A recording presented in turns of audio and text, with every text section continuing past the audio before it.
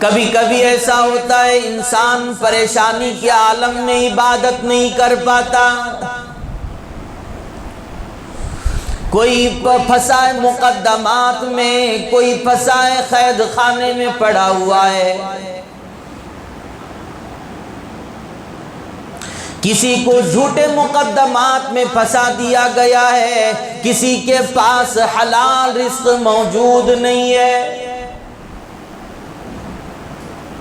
کبھی کبھی ایسا بھی ہوا کرتا ہے اللہ میری تیری حفاظت فرمائے، مکان موجود ہے، دکان موجود ہے، بنگلہ موجود ہے، سحر کے لیے سامان موجود ہے، افطار کے لیے سامان موجود ہے، مگر بیماری نے پریشان کر رکھا۔ شیخ عبد القادر جیلانی رحمت اللہ علیہ فرماتے ہیں رمضان کے اندر اللہ تعالیٰ نے ایسی برکتیں عطا فرمائی ہیں، وہ فرماتے رمضان کا ہر حرف اس کے اندر را ہے، میم ہے، ضاد ہے، الف ہے، نون ہے، یہ 5 حروف 5 صفات کو ظاہر کر رہے ہیں، 5 اللہ کی نعمتوں کو بتا رہے ہیں۔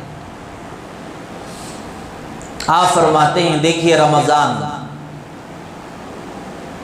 سب سے پہلا حرف ہے رمضان، را بتاتی ہے یہ رحمت والا مہینہ ہے، میم بتاتی ہے یہ مغفرت والا مہینہ ہے، اور ضاد یہ بتاتا ہے کہ یہ جنت کی ضمانت والا مہینہ ہے، اور الف یہ بتاتا ہے کہ یہ الفت اور محبت کا مہینہ ہے، اور نون یہ بتاتا ہے کہ یہ نورانیت والا مہینہ ہے۔ 5 حروف ہیں، حضرت فرماتے ہیں 5 حروف کے اندر الگ الگ صفات کو اللہ تعالیٰ اس کے اندر ظاہر کر رہے ہیں۔ اگر رحمت چاہتے ہو، اگر مغفرت چاہتے ہو، اگر جنت کی ضمانت چاہتے ہو، اگر الفت چاہتے ہو، اگر نورانیت چاہتے ہو، آپ فرماتے ہیں رمضان کی قدر کر لو اور اس کی تیاری کرو۔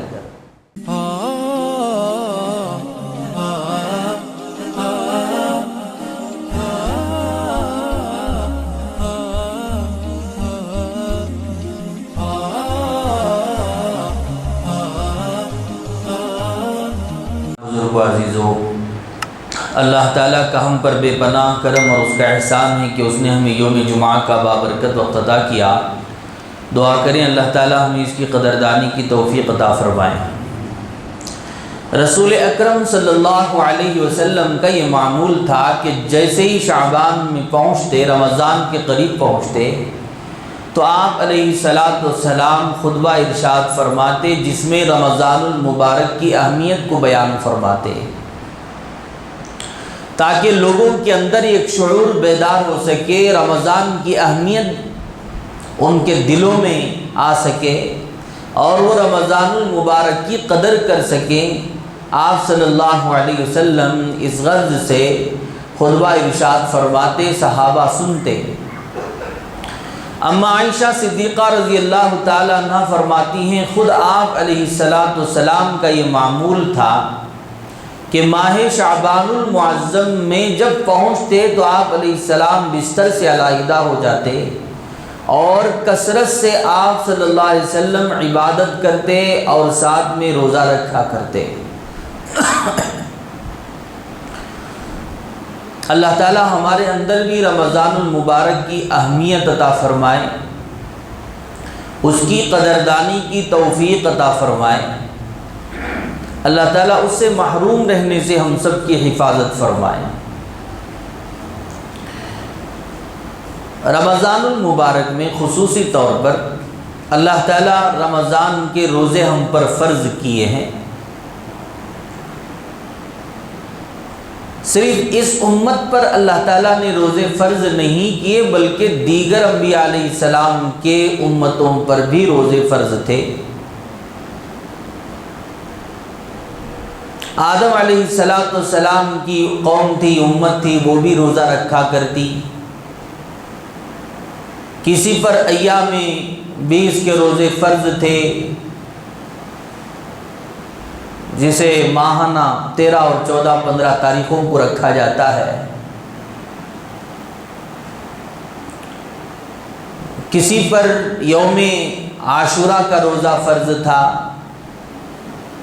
تو کسی پیغمبر کے یہاں 40 دن تک روزہ رکھا کرتے تھے، کسی کے یہاں 6 مہینے روزہ اور 6 مہینے افطاری تھی، مگر ہر ایک کے لیے روزہ تھا۔ خود اللہ تعالیٰ قرآن کریم میں فرماتے ہیں، اللہ تعالیٰ فرماتے ہیں یا ایھا الذین آمنوا کتب علیکم الصیام کما کتب علی الذین من قبلکم لعلکم تتقون۔ اے ایمان والو، تم پر روزے فرض کیے گئے ہیں جس طرح پہلی امتوں پر روزے فرض کیے گئے تاکہ تم متقی بن جاؤ، پرہیزگار بن جاؤ۔ لوگوں اس سے پتہ چلتا ہے صرف ہم پر روزے فرض نہیں، آدم علیہ السلام کی امت پر بھی روزے فرض کیے گئے،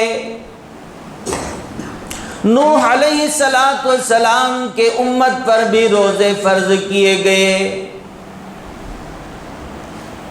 دیگر تمام انبیاء علیہ السلام کی امتوں پر بھی روزے فرض کیے گئے۔ اللہ تعالیٰ فرماتے ہیں روزہ ایک ایسی مبارک عبادت ہے جو نظر نہیں آتی، خالص میرے لیے رکھا جاتا ہے۔ انسان حج کر رہا ہو نظر آتا ہے، بیت اللہ کا طواف کر رہا ہو نظر آتا ہے، زمزم پی رہا ہو نظر آتا ہے، نماز پڑھ رہا ہو نظر آتا ہے، زکوٰۃ دے رہا ہو، صدقہ خیرات کر رہا ہو نظر آتا ہے، کوئی بھی عبادت ہے نظر آتی ہے، لیکن روزہ نظر نہیں آتا۔ اللہ تعالیٰ اس لیے فرماتے ہیں سارے روزہ داروں کے لیے میں خود اجر دینے والا۔ اور لوگوں اندازہ لگاؤ رمضان المبارک میں اللہ تعالیٰ کیا کیا نعمتیں عطا کر رہے ہیں۔ رمضان کا وہ مہینہ ہے جو رحمتوں والا، مغفرتوں والا مہینہ، جہنم سے آزاد کرا دینے والا مہینہ، جنت کی بشارت اور ضمانت دینے والا مہینہ۔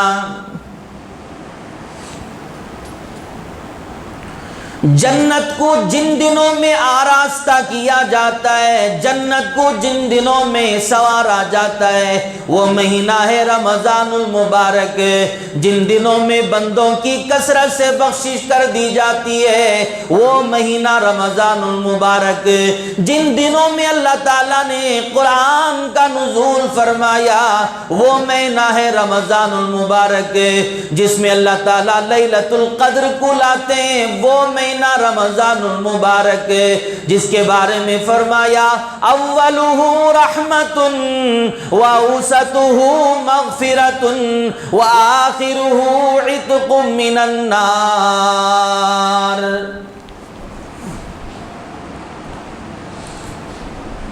جس کا پہلا حصہ رحمت ہے، درمیانی حصہ مغفرت ہے، اور آخری حصہ جہنم سے آزادی ہے۔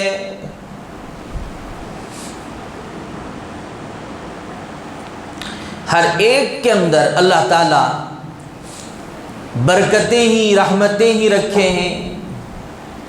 رمضان المبارک گویا کہ کوئی معمولی مہینہ نہیں ہے، اللہ تعالیٰ عطا کرنے والوں کو عطا کرتے ہیں۔ کبھی کبھی ایسا ہوتا ہے رمضان سے پہلے موت ہو جاتی ہے، تو کبھی ایسا ہوتا ہے رمضان سے پہلے کوئی بستر کے حوالے ہوتا ہے، بیمار ہو جاتا ہے۔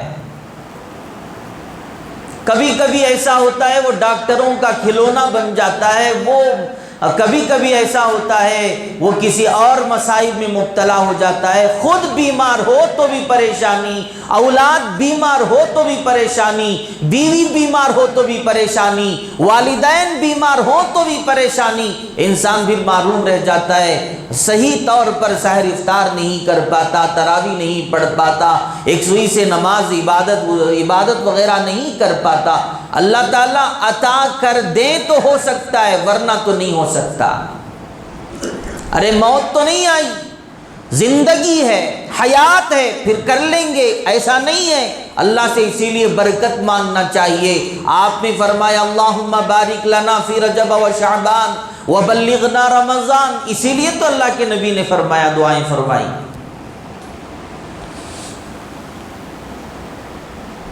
کبھی کبھی ایسا ہوتا ہے انسان پریشانی کے عالم میں عبادت نہیں کر پاتا، کوئی پھنسا ہے مقدمات میں، کوئی پھنسا ہے قید خانے میں پڑا ہوا ہے، کسی کو جھوٹے مقدمات میں پھنسا دیا گیا ہے، کسی کے پاس حلال رزق موجود نہیں ہے۔ کبھی کبھی ایسا بھی ہوا کرتا ہے اللہ میری تیری حفاظت فرمائے، مکان موجود ہے، دکان موجود ہے، بنگلہ موجود ہے، سحر کے لیے سامان موجود ہے، افطار کے لیے سامان موجود ہے، مگر بیماری نے پریشان کر رکھا ہے۔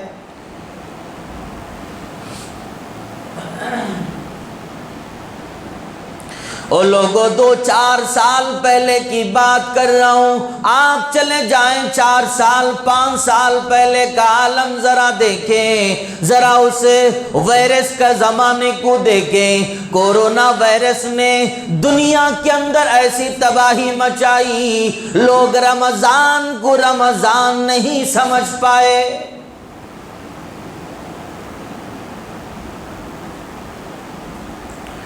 رمضان جیسا مقدس مہینہ پہنچا، اجازت نہیں تراویح پڑھنے کی۔ رمضان جیسا مہینہ گیا، امام قرآن سنانے کے لیے تیار ہے، پولیس نے انکار کر رکھا ہے، حکومت سے پابندیاں لگی ہوئی ہیں، خبردار اگر کوئی مسجد میں آیا،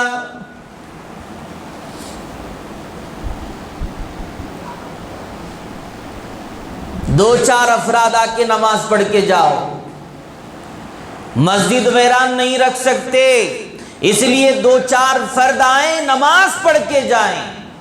کوئی ایمان والا مسجد کی طرف نہ آئے، اپنے گھروں میں نماز پڑھیں، اعلان ہو رہا ہے۔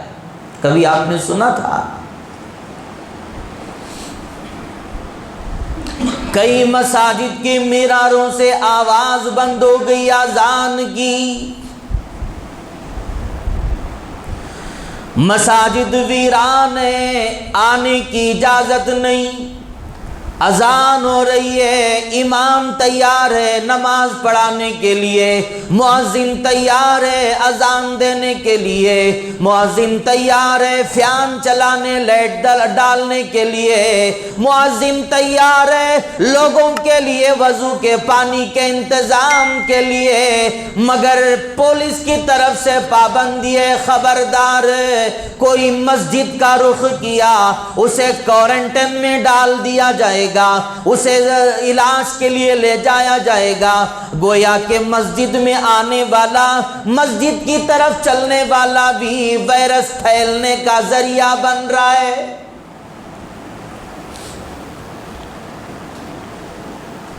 لوگوں کیا بتاؤں، مساجد ویران ہیں، مدارس میں طلبہ موجود نہیں، طلبہ سے یہ حکم ہوا چلے جاؤ اپنے گھروں میں قرآن کی تعلیم حاصل کرو، آن لائن تم قرآن پڑھو، حدیث پڑھو، آن لائن تم تعلیم حاصل کرو، مدرسے میں رہنے کی اجازت نہیں۔ میں یہ پوچھنا چاہتا ہوں، یہ اللہ کا عذاب نہیں ہے، یہ اللہ کی پکڑ نہیں ہے تو اور کیا ہے؟ اللہ فرماتے ہیں جب تم ہمارے گھروں کی قدر نہیں کرتے، تم اپنے پروردگار خالق کائنات کے گھروں کی قدر نہیں کرتے، تو اللہ تعالیٰ تمہارا انجام یوں کیا کرتے ہیں۔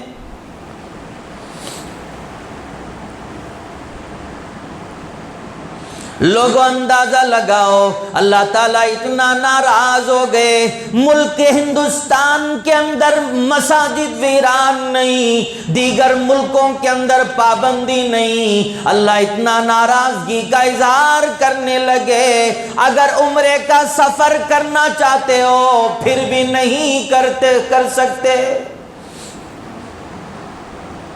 حج کرنا چاہتے ہو حج بھی نہیں کر سکتے، مخصوص افراد بیت اللہ کا طواف کر سکتے، مخصوص افراد حج بیت اللہ جا سکتے، کوئی اور نہیں جا سکتے۔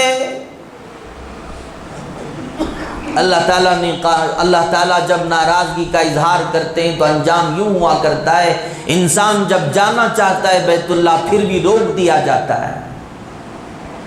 حرم مکی کے اندر معاملہ یہ ہے، وہاں پر پابندیاں، حرم مدنی کے اندر پابندیاں تقریباً مہینوں تک چلتی رہیں، سال ہا سال اس کا اثر آ کے پڑ گیا۔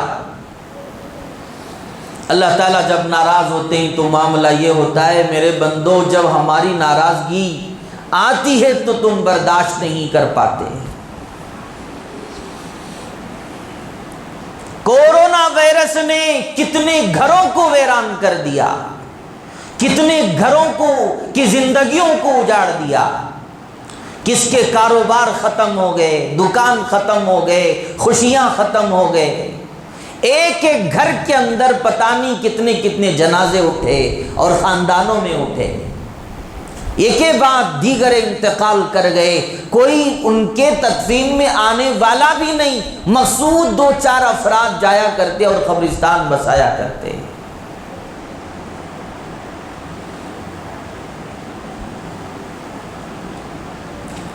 باپ کا انتقال ہو چکا ہے، ادھر سے بہن آنا چاہتی ہے، پھوپھی آنا چاہتی ہے، فون میں بتا دیا جاتا ہے ادھر سے ادھر ہی بیٹھ کر دیدار کر لو، یہاں آنے کی اجازت نہیں۔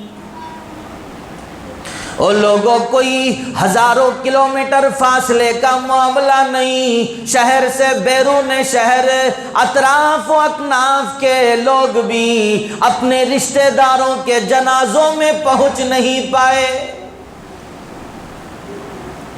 تم دیگر شہروں کی بات کرتے ہو، محلوں کے اندر افراد نہیں آ پائے جنازوں کے اندر، پڑوسی انتقال ہوا ہے، اجازت صرف 4 افراد کو ہے، اجازت صرف 8 افراد کو ہے، مخصوص لوگ لے جائیں اور جا کر دفن کر کے آ جائیں، کوئی اور نہیں جا سکتا، فرض کفایہ نہیں پڑ سکتا۔ جب اللہ تعالیٰ ناراضگی کا اظہار کرتے ہیں، پکڑ کرنا چاہتے ہیں تو معاملہ یہ بنتا ہے، اللہ ان تمام چیزوں سے ہمیں آج پاک و صاف رکھیں، کوئی وائرس نہیں، کوئی بیماری نہیں، صحت ہے، عافیت ہے، سب کچھ ہے، باوجود اگر رمضان کی قدردانی نہ کی جائے تو پھر عالم کیا ہوگا اللہ کی ناراضگی کا۔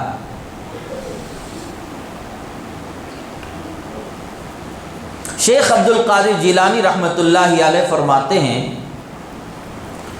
رمضان کے اندر اللہ تعالیٰ نے ایسی برکتیں عطا فرمائی ہیں، وہ فرماتے رمضان کا ہر حرف اس کے اندر را ہے، میم ہے، ضاد ہے، الف ہے، نون ہے، یہ 5 حروف 5 صفات کو ظاہر کر رہے ہیں، 5 اللہ کی نعمتوں کو بتا رہے ہیں۔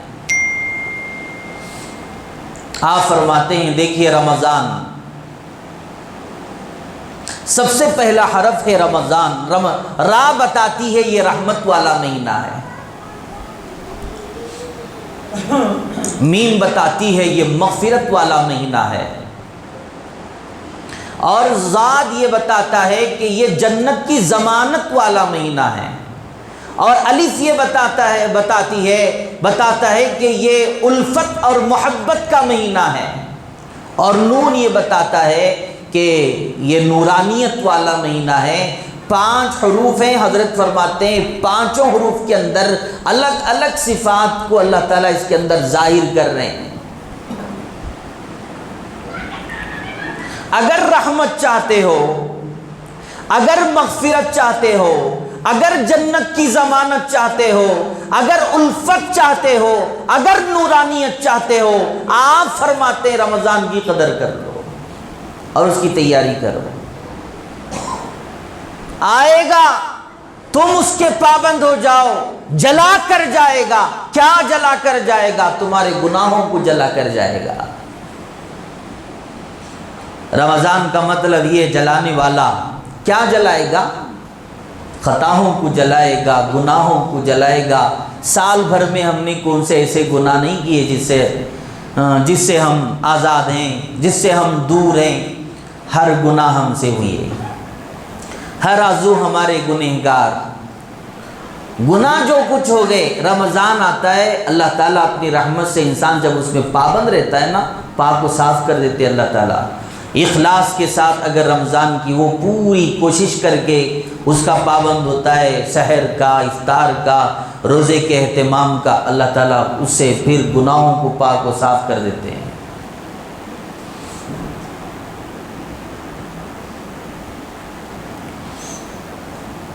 بڑے ہوں چھوٹے ہوں، انسان اگر چاہتا ہے تو رمضان کے 30 دنوں کے اندر اپنی زندگی کو سنوار سکتا ہے اور اپنے اللہ کو ناراض جو کیا تھا راضی کر سکتا ہے۔ موقع بہت بہترین ہوا کرتا ہے۔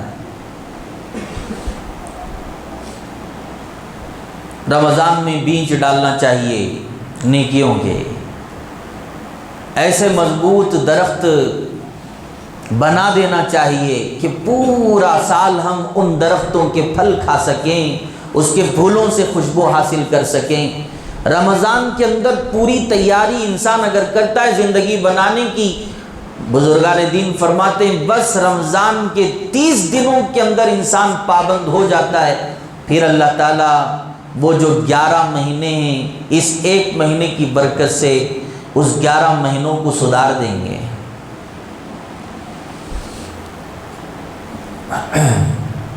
اس لیے رمضان کے استقبال میں جو باتیں ہیں ان میں سب سے پہلے یہی بات ہے کہ مجھے اور آپ کو ابھی سے کمر بستہ ہونا چاہیے۔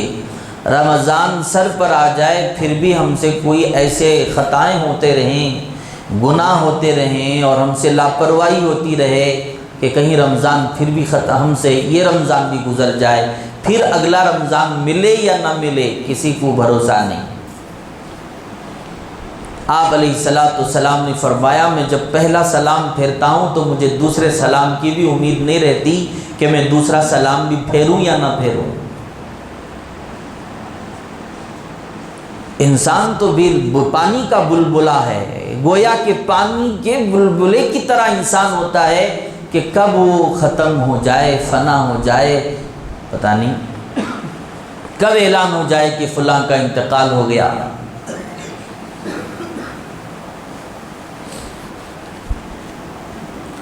استقبال رمضان کے اندر ان کی تیاریوں میں یہ بھی تیاری ہے کہ رمضان کی تیاری میں حلال رزق کو مد نظر رکھا جائے اور اسے جمع کر کے رکھا جائے اور انہی سے سحر افطاری کی جائے تاکہ رمضان کے روزے محفوظ ہوں اور اس کی عبادتیں محفوظ ہوں۔ کبھی کبھی ایسا ہوتا ہے کہ انسان پوری مشقت کرتا ہے مگر اس سے لاپرواہی کرتا ہے، شکوک شبہات جس روزی میں ہو، مشتبہ جو روزی ہوتی ہے اس سے سحر افطار کرتا ہے، جس کی وجہ سے تمام کے تمام روزے برباد ہو جائیں گے۔ اس لیے چاہیے کہ تیاری کریں، اپنے کاروباروں کو جانچیں، کھنگالیں، سوچیں۔ یقیناً ہر کوئی حلال رزق کما رہا ہے اللہ کے کرم سے، فضل سے۔ اگر اس معاملے کے اندر آپ خود اندازہ کریں گے، غور کریں گے تو آپ کو پتہ چلے گا مشتبہ کون سی چیز ہے جس میں مجھے شبہ محسوس ہو رہا ہے، میں کہیں جھوٹ بول کر تو پیسہ نہیں لیا۔ اگر میں فلاں چیز میں جھوٹ بولا ہے تو جھوٹ کے ذریعے سے کتنا اضافی مجھے پیسہ ملا اور میری محنت کا پیسہ تھا کتنا. غلطی نہیں کرنا چاہیے تھا، ہو گئی ہے، مگر اب چاہیے کہ اس پر غور کرے، جو مشتبہ ہے اسے دور رکھے اور جو حلال ہے، خالص ہے، ورجنل ہے، اسے ایک جگہ اکٹھا کر لیں، اس سے سحر افطار کا انتظام کرا لیں، اس سے راشن خریدیں، اس سے کھجور خریدیں، اس سے مشروبات خریدیں.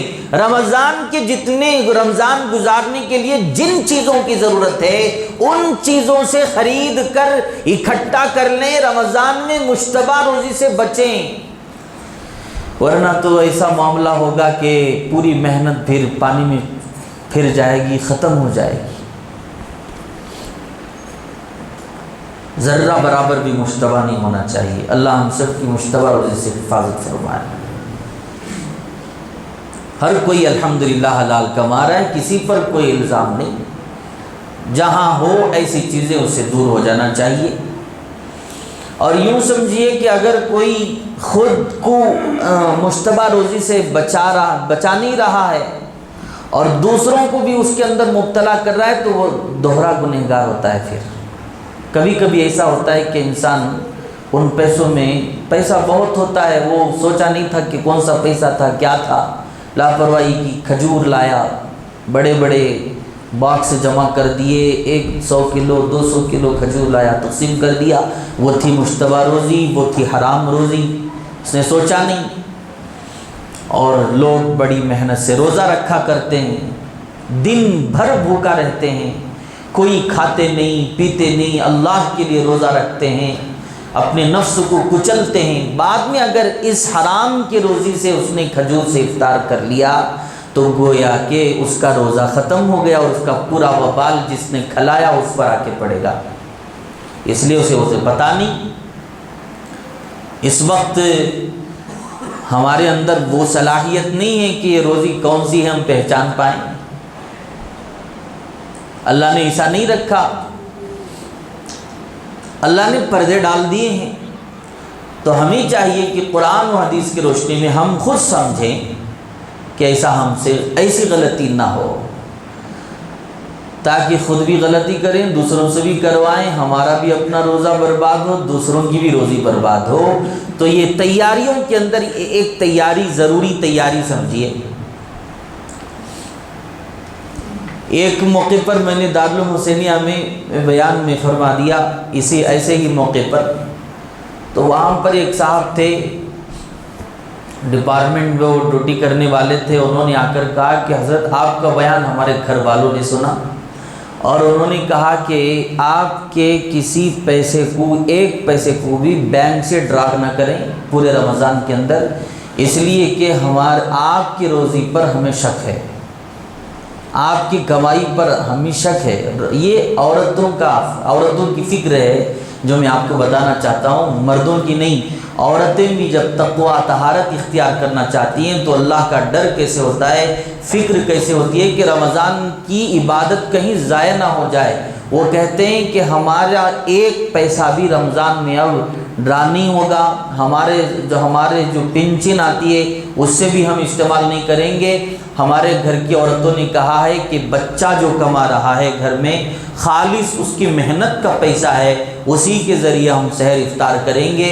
تمہارا ایک پیسہ بھی گھر کے اندر داخل نہیں ہونا چاہیے پورے رمضان میں. تو ہر کوئی وہ ڈیوٹی کرنے والا وہ نہیں رہتا، مگر ان کی یہ فکر کا اعلیٰ درجہ تھا کہ انہوں نے ایسا کیا.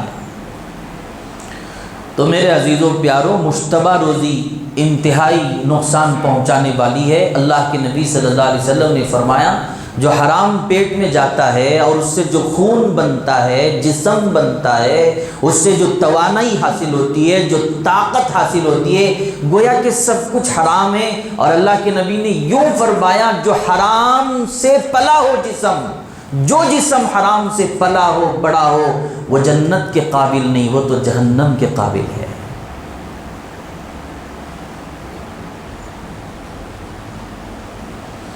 بڑوں کا انجام اور ان کے حالات یوں دیکھے جاتے ہیں کہ لوگوں پر ظلم و زیادتی کر کے پیسے حاصل کیے جاتے ہیں، جھوٹ بول کے حاصل کیے جاتے ہیں۔ ہم میں سے کتنے ایسے ہیں جو صرف جھوٹ بول کے کماتے ہیں۔ اللہ کے نبی نے فرمایا، میرے عزیزوں پیاروں، کتنی پیاری حدیث ہے، اگر ہم اسے سمجھ جائیں تو ہم کامیاب ہو جائیں۔ آپ نے فرمایا التاجر الصدوق الامین مع النبیین والصدیقین والشہداء۔ آپ نے فرمایا اتنا بڑا انعام اللہ کے نبی نے ہمیں عطا کیا۔ اللہ نے اپنے پیغمبر کو اپنے ہی صدقے میں گویا کہ یہ عطا کر دیا۔ آپ نے یہ خوشخبری سنائی امت کو، قیامت تک پیدا ہونے والے ہر فرد کے لیے پیغام اور خوشخبری ہے۔ آپ نے فرمایا پوری سچائی اور امانت داری کے ساتھ کاروبار کرنے والا وہ مع النبیین، انبیاء کے ساتھ اللہ تعالیٰ اس کا حشر کریں گے، بولو سبحان اللہ۔ والصدیقین، اور صدیقین کے ساتھ اللہ تعالیٰ اس کا حشر فرمائیں گے۔ والشہداء، اور اللہ تعالیٰ اس کا حشر شہداء کے ساتھ کریں گے۔ کتنے بڑے آفر ہیں، انعامات ہیں۔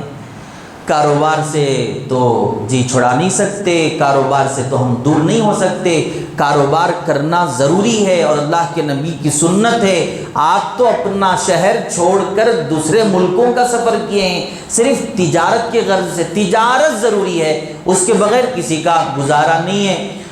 دادا کی پراپرٹی کروڑوں روپے موجود ہیں، پھر بھی تجارت کرنا ہی ضروری ہے، ورنہ تو وہ بھی ختم ہو جائے گا۔ انسان کی زندگی کوئی اس سے چھٹکارا پا نہیں سکتا، مگر ایک کام سامنے رکھ کر وہ زندگی گزارے کہ میں امانت داری کے ساتھ کروں گا، بجائے 2000 روپے کمانے کے 1000 روپے کما لوں۔ بس اتنی نیت کر کے اگر وہ کر لے تو زندگی بھی ہو جائے گی۔ موت کے بعد اللہ تعالیٰ صرف اسے ایمان والا شمار نہیں کریں گے، ساتھ میں انبیاء کے ساتھ اس کا حشر، صدیقین کے ساتھ، شہداء کے ساتھ فرمائیں گے۔ کتنا بڑا مقام ہے آپ بتائیے۔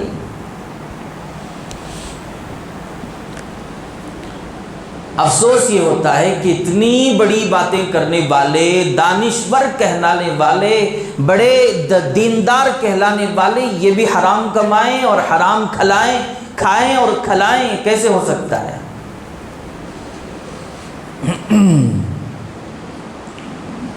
بلا وجہ دوسروں سے پیسے لینا، کوئی کام نہیں کیا تھا، بس رشوت کے ذریعے سے جو پیسہ آ رہا ہے۔ آپ نے فرمایا الراشی والمرتشی کلاہما ففی النار۔ آپ نے فرمایا رشوت لینے والا دینے والا دونوں جہنم میں جائیں گے۔ رشوت سے کون آج دور ہے؟ چھوٹا بھی کام کرتا ہے رشوت کی ضرورت پڑتی ہے، کہتے پیسے دے دو میں فلاں کام کروا دوں گا، جبکہ ایک فون سے اس کے کام ہو رہا ہے۔ کہتا ہے کہ فلاں کام میں کروا دوں گا، تم صرف مجھے اتنا پیسہ دے دو، اندرونی طور پہ پیسہ لے رہا ہے اور فون کے ذریعے کام ہو رہا ہے، گویا کہ یہ بھی رشوت ہے جس کا لینا حرام ہے۔ دینے والے کو حرام قرار دیا گیا حدیث کے اندر، تو لینے والے کے بارے میں تو کتنا بڑی وعید ہوگی۔ اس لیے رشوت سے بچنا چاہیے، حرام سے بچنا چاہیے، ظلماً طریقے سے، زیادتی سے، کسی سے ایک پیسہ بھی نہیں لینا چاہیے۔ جتنا آپ کا حق ہے پورا لیں، جتنا آپ کا حق ہے پورا لیں، اس میں کوئی رکاوٹ نہیں۔ جتنا آپ کا حصہ نہیں ہے وہ نہ لیں، اگر لے لیے ہیں تو ادا کر دیں، ادا نہیں کریں گے تو وہ قرض میں شمار ہوگا، بعد میں چل کر نیکیاں دینا پڑے گا، مفلس بن کر اٹھائے جائیں گے، نیکیاں ختم ہو جائیں گے، انسان پھر خسارے ہی خسارے میں رہے گا دونوں جہاں کے اندر۔ اللہ تعالیٰ میری بھی اور آپ کو بھی، آپ کی بھی ایسی مصیبت سے حفاظت فرمائے۔ تو میرے عزیز و پیارو، ابھی رمضان المبارک بالکل قریب آ چکا ہے۔ استقبال رمضان سے متعلق کچھ باتیں میں نے عرض کیا ہے، اللہ مجھے بھی اور آپ کو بھی بھرپور تیاری کی توفیق عطا فرمائے، اور اس کا انتظار کرتے رہنے کی، اور رمضان سے متعلق جتنے باتیں ہیں اس پر عمل کرتے رہنے کی ابھی سے توفیق عطا فرمائے۔ آمین وآخر دعوانا الحمدللہ رب العالمین۔ روزہ سنت پڑھ لیں۔